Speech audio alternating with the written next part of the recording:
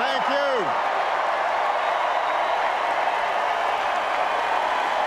Thank you. Thank you so much. Thank you.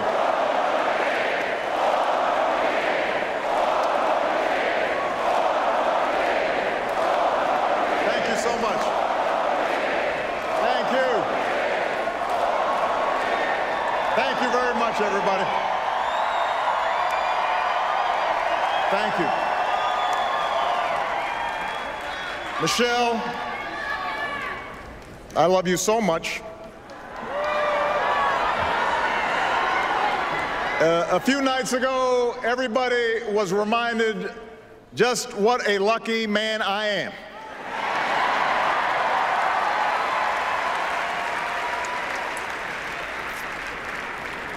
Malia and Sasha, we are so proud of you.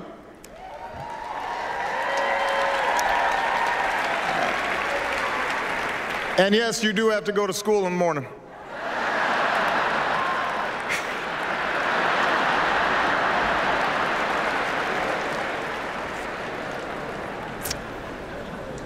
And Joe Biden, thank you for being the very best vice president I could have ever hoped for, and being a strong and loyal friend.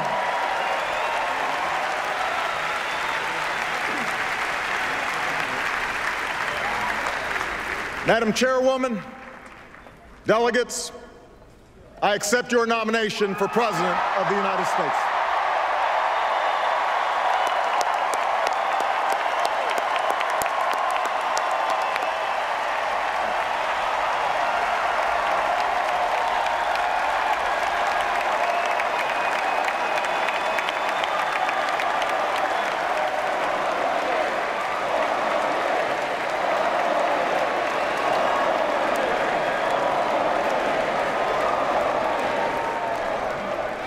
Now, the first time I addressed this convention in 2004, I was a younger man. A Senate candidate from Illinois who spoke about hope. Not blind optimism, not wishful thinking, but hope in the face of difficulty. Hope in the face of uncertainty. That dogged faith in the future which has pushed this nation forward even when the odds are great, even when the road is long. 8 years later, that hope has been tested by the cost of war, by one of the worst economic crises in history, and by political gridlock that's left us wondering whether it's still even possible to tackle the challenges of our time. I know campaigns can seem small, even silly sometimes. Trivial things become big distractions. Serious issues become sound bites. The truth gets buried under an avalanche of money and advertising. I mean, if you're sick of hearing me approve this message, believe me, so am I.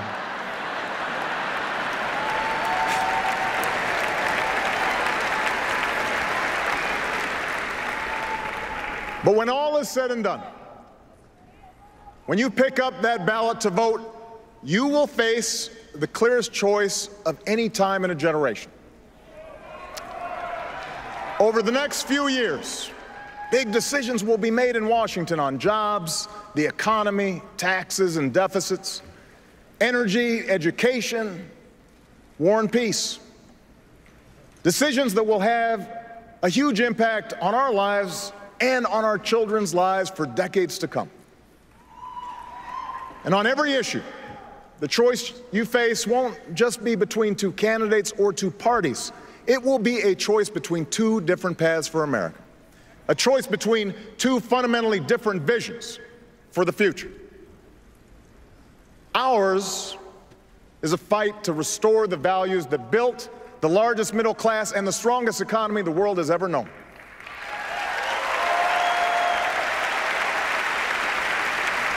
The values my grandfather defended as a soldier in Patton's army. The values that drove my grandmother to work on a bomber assembly line while he was gone. They knew they were part of something larger. A nation that triumphed over fascism and depression. A nation where the most innovative businesses turned out the world's best products, and everyone shared in that pride and success, from the corner office to the factory floor. My grandparents were given the chance to go to college, buy their own home, and fulfill the basic bargain at the heart of America's story. The promise that hard work will pay off, that responsibility will be rewarded, that everyone gets a fair shot, and everyone does their fair share, and everyone plays by the same rules, from Main Street to Wall Street to Washington, D.C.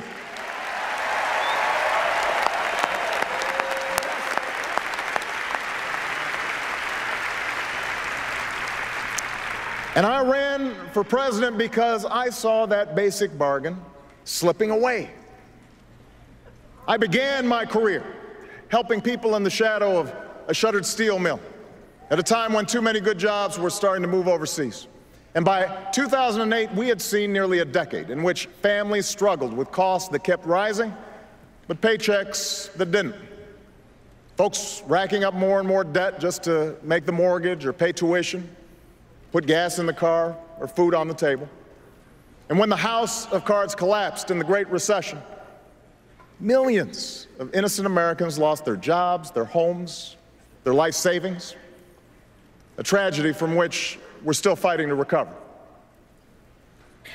Now, our friends down in Tampa at the Republican convention were more than happy to talk about everything they think is wrong with America, but they didn't have much to say about how they'd make it right. They want your vote, but they don't want you to know their plan. And that's because all they have to offer is the same prescriptions they've had for the last 30 years. Have a surplus? Try a tax cut. Deficit too high? Try another. Feel a cold coming on? Take 2 tax cuts, roll back some regulations, and call us in the morning.